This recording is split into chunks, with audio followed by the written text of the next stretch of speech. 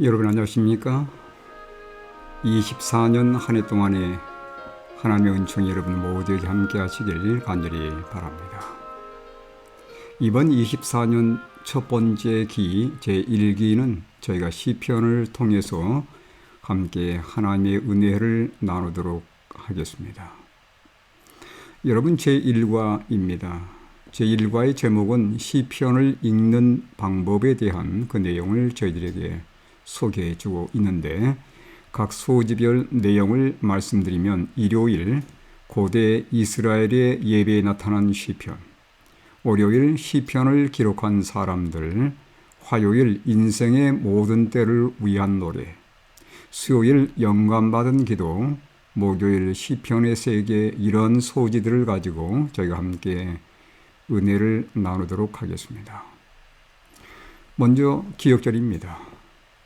누가복음 24장 44절과 45절의 말씀인데, 또 이르시되 내가 너희와 함께 있을 때에 너희에게 말한 바 곧 모세의 율법과 선지자의 글과 시편에 나를 가리켜 기록된 모든 것이 이루어져야 하리라 한 말이 이것이라 하시고, 이에 그들의 마음을 열어 성경을 깨닫게 하시고.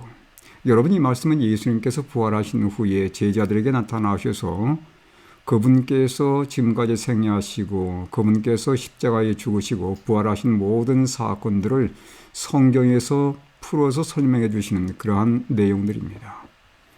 그 말씀을 인용하면서 예수님께서 구약 성경을 세 가지로 분류해서 말씀해 주셨는데, 여러분 우리가 보는 것처럼 구약 성경은 세 부분으로 나누어져 있습니다. 첫 번째는 모세율법이고, 두 번째는 선지자의 글, 그리고 세 번째는 시편이 됩니다. 모세율법은 모세 오경이 되겠고요. 선지자의 글은 선지서라고 얘기합니다. 그리고 시편은 성문서들이라고 얘기하는데, 우리가 아는 것처럼 모세 오경은 창세기, 출애굽기, 레위기, 민수기, 신명기가 포함되어 있고, 선지서들에는 이런 글들이 포함되어 있습니다. 여호수아, 사사기, 사무엘, 열왕기, 이사야, 에레미야, 에스겔, 그리고 12소 선지자가 포함이 되어 있습니다. 그리고 성문서들에는 어떤 성경책들이 포함되어 있냐면 시편, 욥기, 사무엘, 잠언, 룻기, 아가, 전도서, 에레미야, 에가, 에스더, 다니엘, 에스라, 느헤미야, 그리고 역대기가 되겠습니다.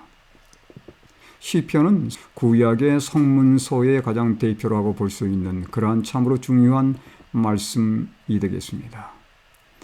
자, 그러면 시편의 주제들은 과연 우리에게 무엇을 말씀해주고 있는지 살펴보겠습니다. 예수님께서 방금 말씀하신 것처럼 예수님은 시편에서 자신에 대해서 기록한 내용들을 제자들에게 풀어서 말씀해 주셨는데, 시편의 주제 가운데 가장 두드러진 것은 메시아의 삶과 희생과 구원의 역사가 시편에 나타나 있다고 하는 것입니다. 예수님께서 자신에 대한 사역을 증거하고 신약 성경에서 예수님의 사역을 증거할 때 가장 많이 인용된 책이 바로 시편입니다. 두 번째는 시편은 선악의 대쟁투에서 성도들이 겪고 있는 고난과 탄원을 기록하고 있는 책입니다. 여러분, 우리가 이 세상을 살면서 많은 어려움과 시련과 고난과 좌절과 낙담과 슬픔과 여러 가지 많은 어려움들을 경험하고 있습니까? 그럴 때마다 우리 성도들은 하나님께 모든 것을 탄원합니다. 우리는 그 모든 내용들을 시편에서 볼 수 있습니다. 하나님께서 탄원하는 하나님의 백성들을 결코 좌시하지 않으십니다. 하나님께서는 결국 그들의 간구를 들으시고 우리 구원의 하나님, 창조주 하나님께서 그들을 구원해내시고 그들의 삶을 펴시는 것을 우리는 시편에서 발견하게 되고, 그 모든 은혜와 그 놀라운 이적의 손에 대해서 시인들이 하나님께 돌리는 감사와 찬양이 시편의 내용들 속에 다수가 포함이 되어 있습니다. 우리 예수님께서도 실은 그분이 사시면서 참으로 많은 찬송 시를 노래하시는데, 교육 165쪽에서 166쪽의 말씀입니다. 예수님께서는 지상에 계실 때의 노래로 유혹에 대항하셨다. 찌르는 듯 날카로운 말을 들을 때, 음울과 불만과 불신과 강압적인 공포로 인하여 주위의 분위기가 무거워질 때 예수님께서 자주 믿음과 원기를 주는 거룩한 노래가 흘러나왔다. 여러분, 예수님도 많은 유혹과 시련을 당하셨습니다. 그때마다 찬송시를 통해서 아마 시편도 포함이 되어 있을 겁니다. 예수님은 매 순간 어두운 분위기를 이기셨다는 사실을 여기 말씀해 주고 있습니다. 여러분, 과거 이스라엘 백성들이 광야를 여행할 때도 그들에게는 그들이 불렀던 찬송시가 있었습니다. 물론 시편의 말씀들은 아니었지만 그들의 삶에 이 찬송과 또 시와 이런 노래들이 얼마나 중요한지를 보여주는 대목이 되겠습니다. 읽어보겠습니다. 교육책 39쪽의 말씀인데, 이스라엘 백성이 광야를 여행하는 동안에 많은 귀한 교훈들이 노래를 통해 마음에 새겨졌다. 시내산에서 받은 율법은 하나님의 은혜의 약속과 이스라엘 백성들을 구원하신 하나님의 기이하신 일들과 더불어 가사가 되어 악기에 맞추어 노래로 불려졌으며 사람들이 노래소리에 발맞추어 행군하였다. 그리하여 그들은 여행에서 오는 시련과 고통을 잊게 되었다. 들뜨고 번잡한 마음도 가라앉았다. 이러한 가운데 진리의 원칙들이 마음에 새겨지면서 신앙이 굳세어졌다. 백성들은 일치된 행동에서 질서와 단결을 배우면서 하나님께로 더욱 가까이 나아가는 한편 서로 간에도 밀접한 교제를 나누게 되었다. 여러분, 그들의 여행에서 얼마나 많은 시련과 어려움이 있었겠습니까? 고통도 있었을 것입니다. 그러나 그때마다 그들은 찬송시를 부르면서 하나님께 영광을 돌렸고 그들의 마음속에 악한 감정들을 다 누그러뜨렸으며 모든 불평과 원망을 다 사라지게 했다고 하는 사실입니다. 우리가 지금 하늘 가나안을 향해서 여행하는 백성들입니다. 따라서 우리에게는 시편의 이 말씀들이 얼마나 중요한 말씀이 될지 모르겠어요. 이 말씀들을 우리가 찬송시로 부르면서 하나님의 도우심을 구하며 우리의 마음속의 모든 불평과 원망을 잠재우는 것은 마지막 때에 하늘 가나안을 향해 가는 하나님의 백성들이 마땅히 해야 할 바라고 저는 개인적으로 확신하며, 이번 기회에 우리에게 시편에 주어진 것은 그러한 의미에서 하나님께 감사할 일입니다. 일요일 소지입니다. 고대 이스라엘의 예배에 나타난 시편입니다. 여러분, 시편은 개인과 공동체 예배에 사용되었던 찬송시들입니다. 여러분의 개인의 삶 속에 어떤 어려움과 도전이 있을 때 그들은 불평과 원망으로 끝나질 않았습니다. 그들은 그 모든 고충과 모든 어려움들을 하나님께 다 토로하면서 오히려 찬송으로 하나님께 나가며 하나님을 의지했다는 사실이에요. 야고보서 5장 13절입니다. 너희 중에 고난당하는 자가 있느냐? 그는 기도할 것이요.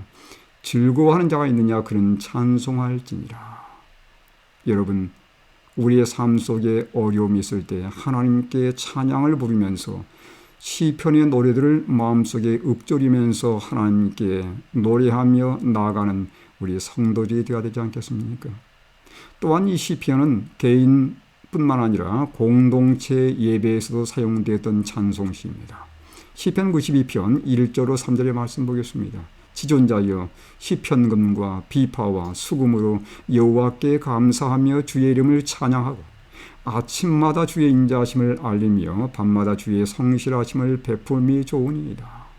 여러분, 이스라엘 백성들은 그들이 성소에 모여서 때로는 회당에 모여서 하나님께 찬양과 예배를 드릴 때 이러한 시편들을 활용했다고 하는 사실입니다. 자, 어떤 시편들이 공동체 예배에 사용되는가? 그 첫 번째가 순례 노래가 되겠습니다. 성전에 올라가는 노래라는 표지가 붙어 있는데 시편 120편에서 134편의 말씀들은 예배에 사용되었던 그러한 찬송시들입니다. 주로 이 순례 노래들은 세 가지 주된 절기에 불려졌는데 유월절과 오순절과 장막절이 되겠습니다. 뿐만 아니라 애굽 할렐과 대할렐이 있는데요. 할렐이라는 말은 찬송이란 말입니다. 애굽 할렐은 시편 113편부터 118편까지이고 대할렐은 시편 136편인데 이것들은 세 가지 주요 절기, 방금 저희가 봤던 유월절, 오순절, 장막절에서 주로 불려졌고, 그리고 월삭과 성전 봉헌식 때 하나님께 불려졌던 찬송시들입니다.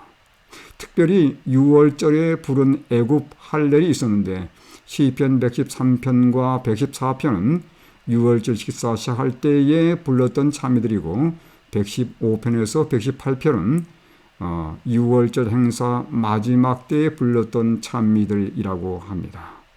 자, 그래서 여러분 예수님께서도 제자들과 함께 6월절 만찬을 가졌을 때 하나님께 찬양을 돌렸는데 그 내용을 영감의 글에서 살펴보도록 하겠습니다. 시대의 소망 672쪽의 말씀입니다. 다락방을 떠나시기 전 구주께서는 찬양의 노래로 그분의 제자들을 인도하셨다. 그분의 음성은 어떤 비통한 만가의 곡조가 아니요 다음과 같은 6월절에 부르는 찬송의 즐거운 곡조였다 그랬습니다. 제자들과 함께 식사를 마치고서 예수님께서 그들과 함께 찬양의 노래로 하나님께 영광을 돌렸다는 것이 시편 117편 1절과 2절의 말씀이었습니다.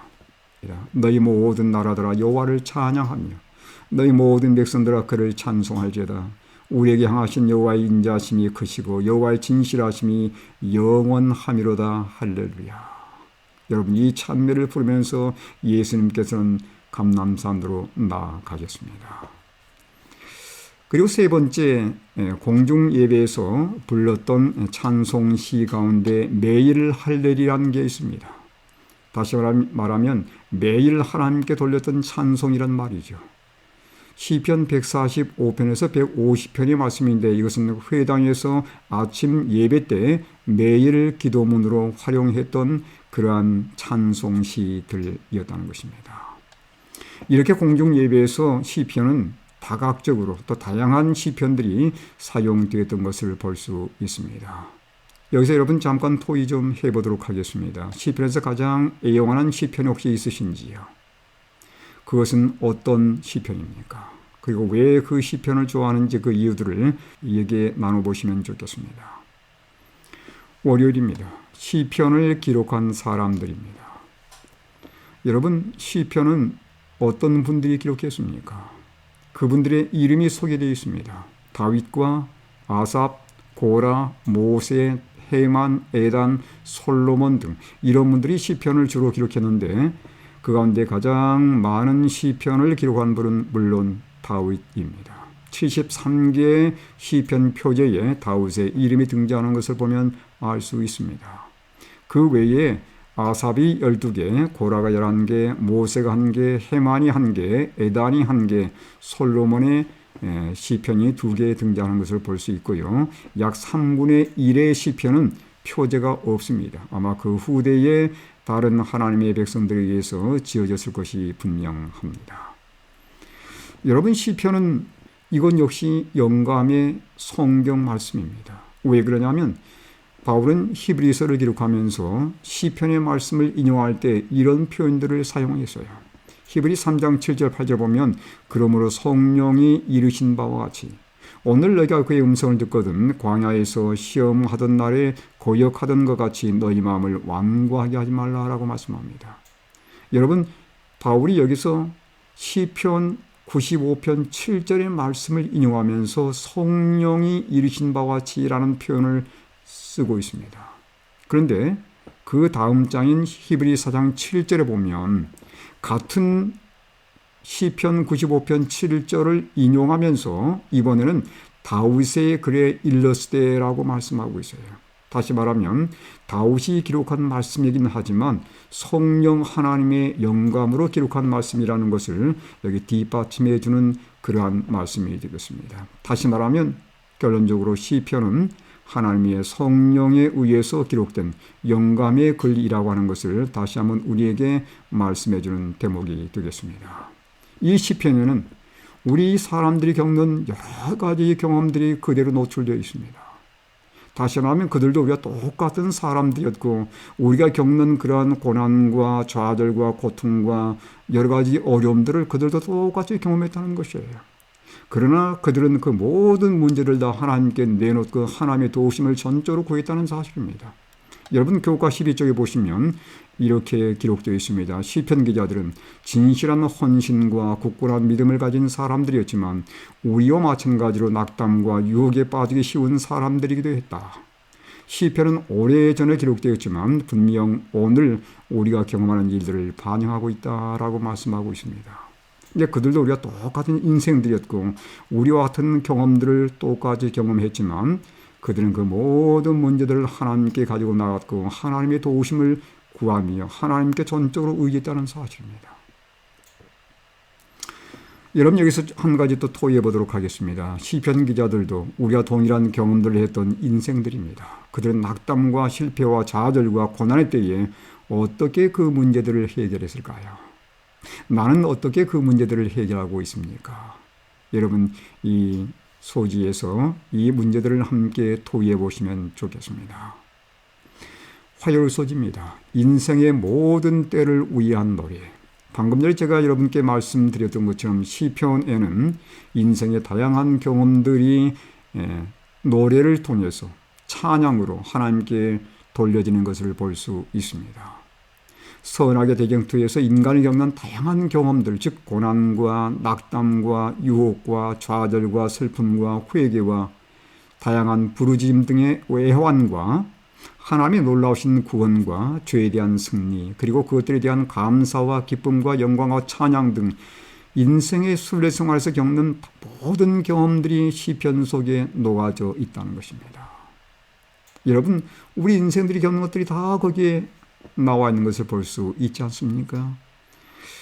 예를 들어서 여러분, 다윗의 경험만 봐도 그 경험, 이 다윗이 경험했던 것은 우리 인생들이 경험했던 다양한 경험들을 그대로 경험했던 것을 다시 한번 우리에게 이 말씀을 통해서 보여주고 있습니다.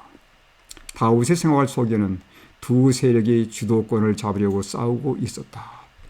다윗은 정사와 권세와 이 어둠의 세상 주관자들과 싸운다는 것이 무슨 의미인지를 이해하였다.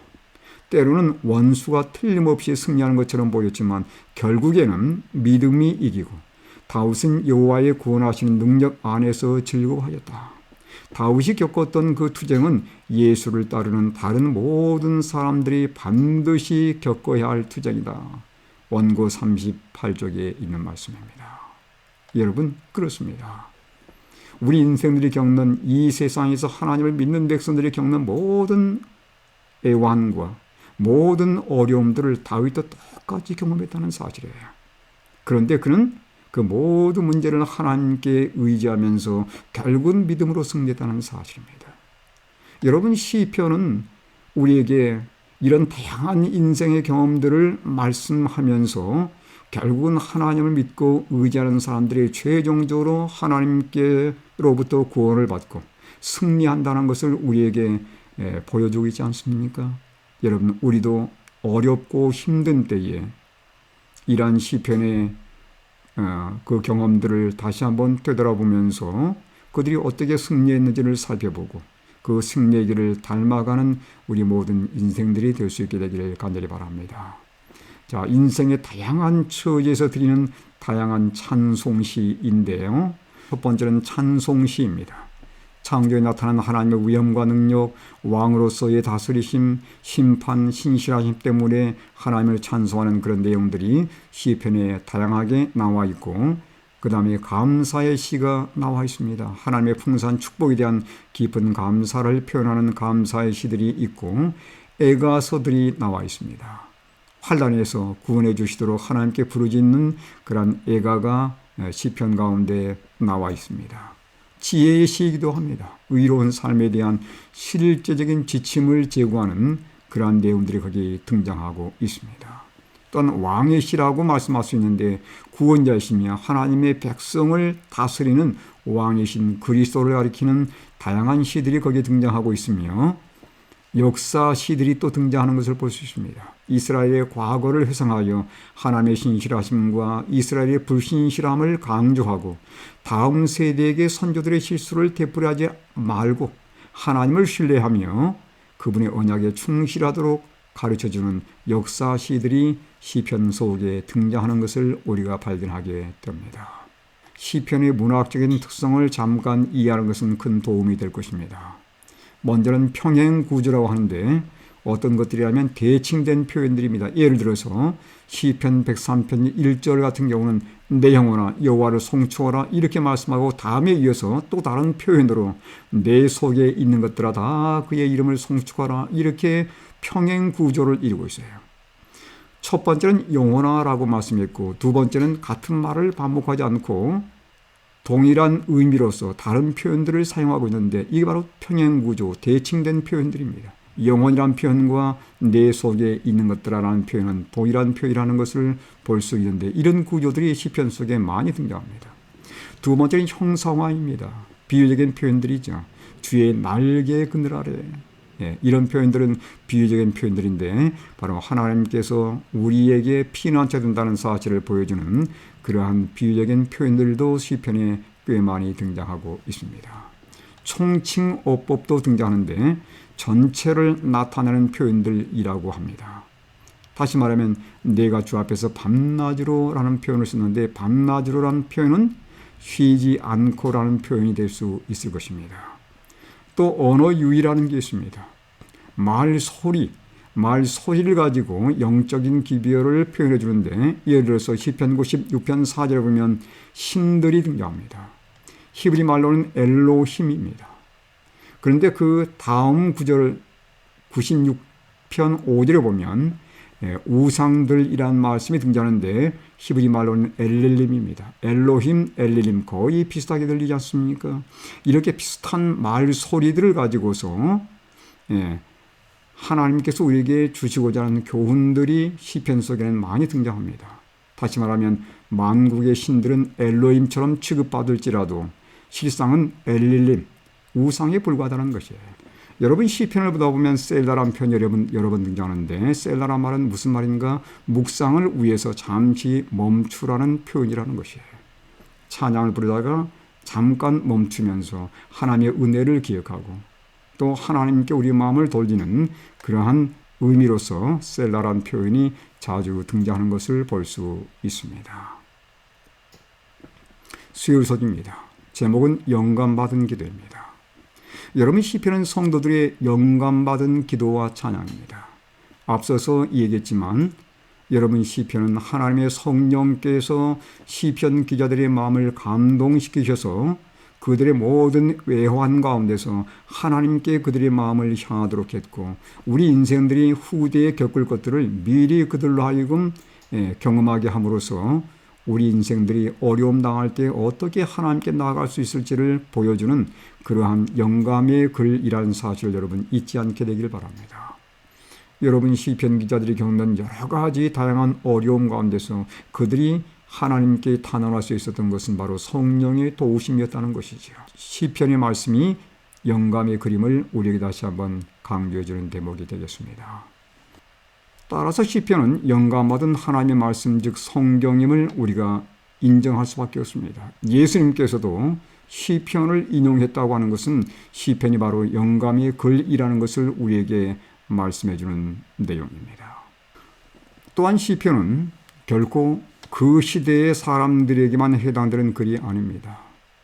시편은 성경이기 때문에 시대를 초월하고 장소와 문화와 민족을 초월해서 어느 시대의 어떤 사람들에게도 적용되는 그리고 영적 교훈을 안겨주는 그러한 하나님의 말씀이라는 것을 여러분께서 결코 잊지 않게 되길 바랍니다.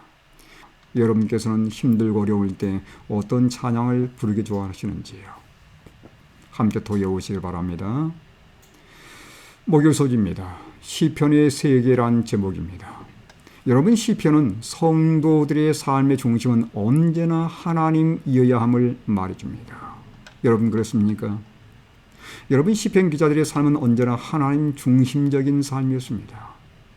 그들은 일상에서는 물론 슬픔과 고난과 좌절과 낙담의 시기에도 그들의 시선은 그들이 처한 상태가 아니라 그들을 도우시는 하나님께로 향했다는 것이에요.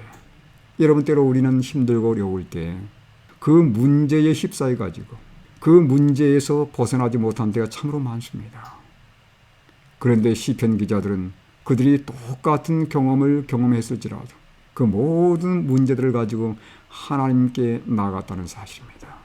날이 맑든지 날이 흐리든지 상관없이 그들은 언제나 그들의 삶의 중심은 하나님이었다는 사실입니다. 우리는 시편에서 이것을 배워야 되지 않겠습니까?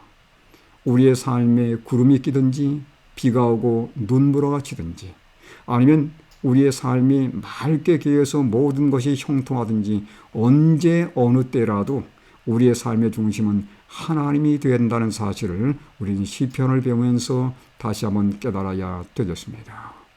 여기 시편 57편 2절의 말씀을 대표로 보도록 하겠습니다. 내가 지존하신 하나님께 부르짖으며 곧 나를 위하여 모든 것을 이루시는 하나님께로다. 다시 말하면 힘들고 어려움의 시기에 처한다 하더라도 그들은 그 문제의 상태에 집중하지 아니하고 하나님께 집중했다는 사실입니다. 그 다음에 두 번째로 하나님 중심의 삶은 그분과 교제하는 삶, 즉 예배의 삶이라는 것이에요.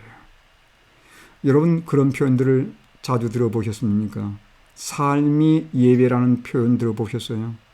오늘날은 예배하면 안식일에 교회에 모여서 하나님께 예배하는 것을 의미하지만 성경시대의 예배는 삶 자체였다는 것입니다. 그들은 삶에서 일어난 좋은 일이나 나쁜 일 모두를 하나님께 찬양을 돌리면서 하나의 예배로 표현했던 것입니다. 시편 18편 6절의 말씀을 대표로 보겠습니다. 내가 환난 중에서 여호와께 아뢰며 나의 하나님께 부르짖었더니 그가 그의 성전에서 내 소리를 들으시며 그의 앞에서 나의 부르짖음이 그의 귀에 들렸도다. 어려운 문제들을 어떻게 했다고요? 하나님께서 가져간 겁니다. 이건 개인적인 예배의 삶이었습니다. 우리는 흔히 교회 안에서 드리는 것만 예배라고 생각하지 않습니까? 그리고서 교회를 떠나면 우리는 하나님과 바이바이 하면서 교회를 떠날 때가 많습니다. 근데 여러분, 이 이스라엘 백성들의 삶은 그렇지를 않았습니다. 그들은 성전의 하나님을 그대로 가정으로 모시고 왔고 그들의 일상생활로 모시고 왔습니다. 그것이 바로 삶 자체가 예배인 거예요. 우리는 교회 갈 때만 예배 드린다고 생각하고 교회 갈 때만 하나님께서 마치 그곳에만 계시는 것으로 생각하는데 그것은 오해입니다. 하나님은 어디나 계십니다. 그 교회에서 예배했던 그 하나님을 우리는 어디로 모시고 오셔야 됩니까? 우리 가정으로 모시고 오셔야 되는 거예요. 우리 일상 생활에 모시고 오셔야 되고 우리 일상 일터에 그분을 모시고 가야 되는 것입니다. 그렇게 할 때 우리의 매 순간의 어려움을 경험하거나 기쁨과 감사의 일이 있을 때 우리는 하나님께 주저없이 나아갈 수 있고 감사를 돌릴 수 있고 하나님께 간구를 드릴 수 있고 하나님께 찬송을 돌릴 수 있는 것입니다. 마지막 토의입니다. 시편 기자들에게는 삶이 예배였습니다. 어떻게 하면 우리의 삶도 예배가 되게 할 수 있을까요? 하나님과 더 깊은 밀접한 교제를 나누시는 그런 한가 되길 간절히 바라면서 오늘 제1과 공부를 마치도록 하겠습니다.